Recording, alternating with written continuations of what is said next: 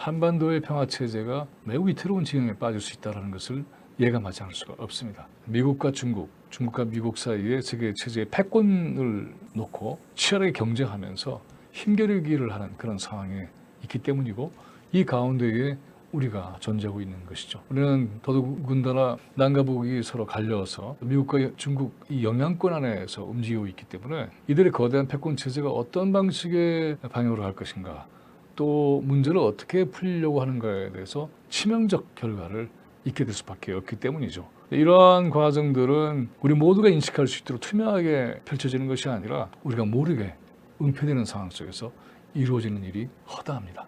그럼에도 불구하고 이와 같은 일을 알 수 있는 방법이 있습니다. 공식적으로 나타난 외교 문서가 그 같은 분석을 용이하게 해주지요. 오늘은 그래서 한미 정상회담, 바이든과 그리고 윤석열, 일본과 미국 사이에서 있었던 정상회담의 기본적인 내용은 도대체 어떤 것일까?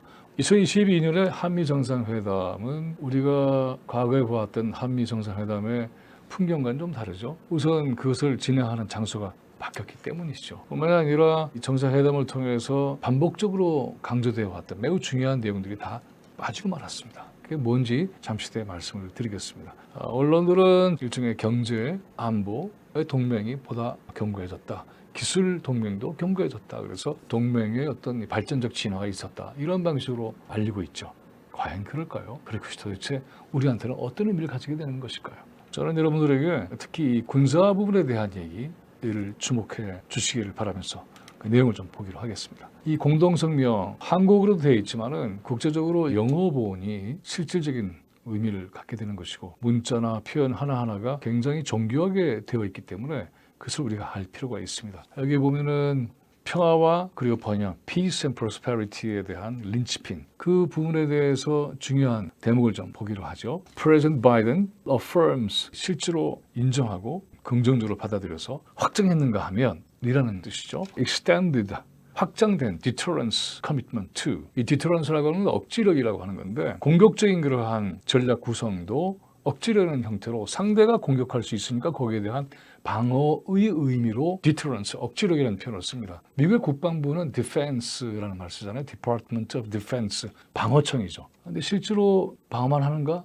저는 그렇지 않죠. 그간의 미국이 20세기에 이렇게 왔던 그러한 전쟁을 보면은 방어전쟁이라는 명분을 내세웠지만 실제 내용은 침략전쟁인 경우가 허다했죠. 이와 같은 군사력에 대한 커미트먼트라고 하는 것은 거기에 집중해서 책임을 지고 관찰해내겠다, 이런 의미까지 담겨져 있습니다. 그것을 확장하겠다는 거예요. extend라고 하는 거죠. 그 뒤에 나와 있는 문장들, including nuclear capabilities, 컨벤셔널은 재래식 무기고요. 미사일은 여러분 다 아시는 것처럼. 근데 핵전략까지 동원하겠다는 거죠. 이건 정말 놀라운 사태입니다. 북이 핵을 가지고 있고 한반도 전체가 비핵화로 가야 되는 것이고, 그래서 핵 사용이라고 하는 것은 전체적으로 통제가 돼야 되는, 그래서 비핵화의 과정으로 가야 하는데 미국이 핵무기를 동원하겠다, 그것까지 포괄해서 한반도의 문제를 인식하고 있다. 그것을 적극적으로 긍정적으로 보다 확실하게 확정하고 거기에 책임지고 몰입하겠다, 이런 얘기를 한 거예요. 그리고는 그것을 가동할 수 있는 기구가 언론에서 EDSCG 이렇게 표현을 했는데, 그 원래의 명칭은 extended, 확장된 거죠. deterrence, 방금 얘기했던 억지력, strategy, 전략, consultation, 논의하는 그룹. 이게 말하자면은 군사 전략 문제를 한미 간에 논의해서 결정할 수 있는 단위를 얘기하는 것인데, 이 단위의 주도권은 누구한테 가 있는지 우리는 뻔히 알 수 있잖아요. 그러니까 이런 틀 속에서 한반도 군사 체제가 확장되는 것으로 움직이겠다라고 명확하게 얘기하고 있습니다.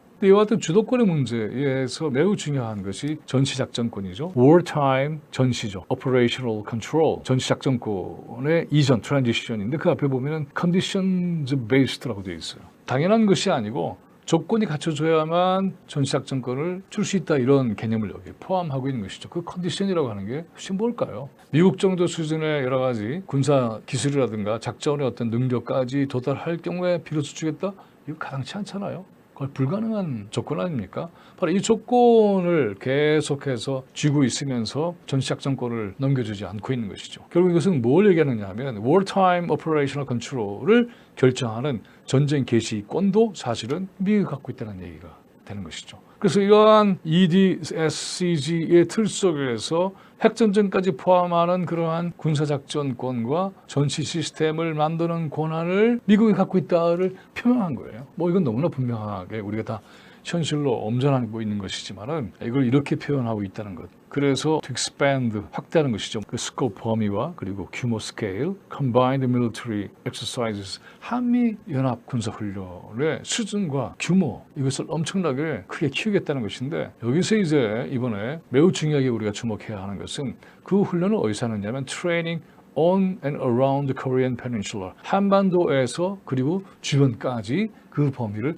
확대하는 것입니다. 이 around라고 표현되는 이 내용에는 중국이 민감하게 생각할 수밖에 없는 대만 문제까지 포함시키고 있다는 거 우리 알게 됐잖아요. 그러니까는 미국과 중국 사이의 군사적인 대치점에 한반도의 병력과 한반도의 운명이 끌려 들어갈 수 있는 문을 연 이런 내용입니다. 주권을 그냥 넘겨주는 셈이나 마찬가지예요. 한국과 일본의 한일 합방에 대한 얘기는 우리가 잘 알고 있는데 그에 못지않게 한반도 전체의 운명을 군사적으로 이렇게 갈 수도 있다는 것을 예고하고 그 경로를 만들어낸 겁니다. 그래서 Deploy Strategic U.S.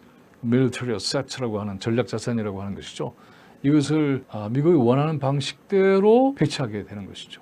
이건 뭘 얘기하느냐 하면은 사드 배치라든가 또는 핵항모의 진입이라든가 이런 모든 것에 대해서 한국과 미국 사이에는 다 이미 확정된 것이니까는 다른 소리 하지 말라. 시민들이 반대해도 이건 국가적으로 정리한 문제고 외교적으로 확장한 것인데 더 이상 이 제기하지 말라고 하는 것이죠. 이렇게 어마무시한 상황이 벌어지고 있는데 여기에 대한 위기감을 전혀 갖고 있지 않아요. 한겨레 신문조차도 동아시아의 대변혁 이 정도로 얘기를 하고 있을 뿐이지 이것이 우리 민족의 운명에 어떠한 의미를 갖게 될는지에 대해서 통렬하게 경고하고 있지 않습니다. 한미 간의 정상회담에서 늘 강조되어 왔던 판문점 선언 정신이 빠져 있어요. 하늘과 땅 바다에서 일체의 적대적인 군사 행위를 하지 않겠다라고 약속했거든요. 그러니까는 한미 군사 연합 훈련이라고 하는 것 자체가 4.27 판문점 선언의 정면 위배되는 상황이에요.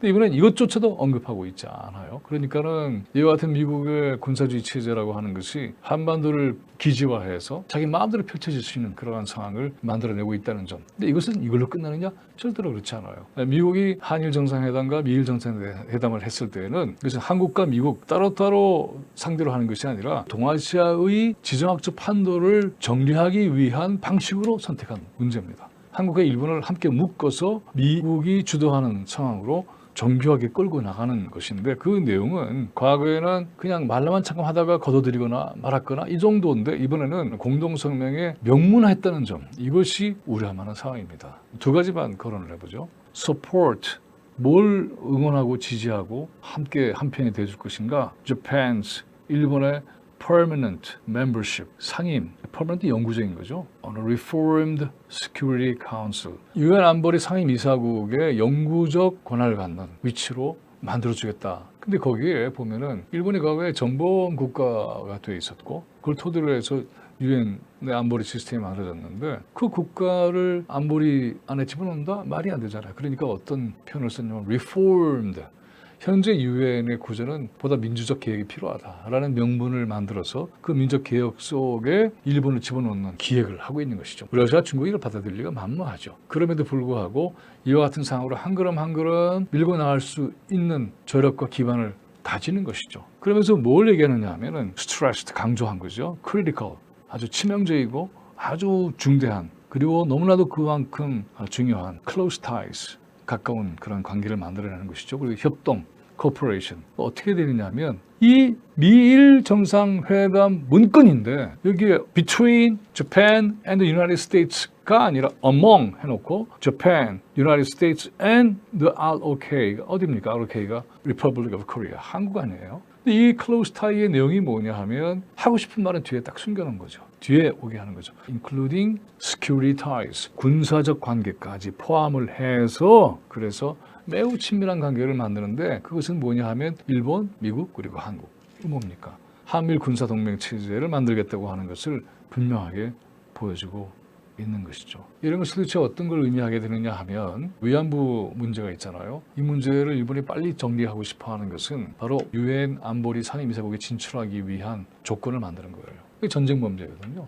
전쟁 범죄를 해결하지 못한 채 유엔의 안보리 상임이사국 될 수 없죠. 그만큼 중요한 문제입니다. 뿐만이 아니라 이런 형태로 해서 외적으로 한미일 군사동맹 체제를 만들고자 하면 일본에서는 내부적으로 법적 요건을 만들어내야 돼요. 그것이 바로 평화헌법 제9조를 폐기하는 것입니다. 그렇게 해야만 일본은 영구히 전쟁을 할 수 없는 나라에서부터 전쟁을 할 수 있는 나라가 돼서 바로 이렇게 한미일 군사동맹 체제 속에서 아시아에서 새로운 형태의 신제국주의의 지도를 그려나갈 수가 있습니다. 이것은 샌프란시스코 조약 1953년에 아시아태평양 전쟁을 정리했던 이 조약 전체를 근본적으로 뒤집는 그런 상황인 것이죠. 샌프란시스코 조약에 대한 내용 앞으로 다룰 텐데 여기는 여러 가지 모순도 담겨져 있습니다. 바로 이렇게 우리의 한반도 정세라고 하는 것이 경각에 달려 있습니다. 이것을 우리가 아주 민감하게 그리고 중대하게 심각하게 받아들여서 이 문제를 제기하는 운동을 펼쳐나가지 않으면 언제 어디에서부터 전쟁의 조건이 우리도 모르게 축적돼서 버튼 하나 누르면 전쟁이 발생할지도 모르는 그런 상황에 직면할 수도 있습니다. 이것은 단순히 가상의 시나리오가 절대로 아닙니다. 고맙습니다.